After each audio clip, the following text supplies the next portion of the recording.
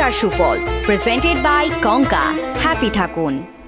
আসসালামু আলাইকুম ওয়া রাহমাতুল্লাহি ওয়া বারাকাতুহু। ইন্নাল হামদালিল্লাহ ওয়াসসালাতু ওয়াসসালামু আলা রাসূলিল্লাহ। আজ মাহে রমজানের প্রথম দিন। বছর ঘুরে আবারও আমাদের মাঝে চলে এসেছে পবিত্র মাহে রমজান। পবিত্র কোরআন আল্লাহ পাক রব্বুল আলামিন ইরশাদ করেন, কুতিবা আলাইকুমুস সিয়াম কামা কুতিবা আলাল্লাযিনা মিন ক্বাবলিকুম লাআল্লাকুম তাত্তাকুন। তোমাদের মাঝে রোজাকে ফরজ করা হয়েছে যাতে তোমরা মুত্তাকি হতে পারো, এবং এমনিভাবেই এই রোজাটি পূর্ববর্তী উম্মতদের উপরে ফরজ ছিল।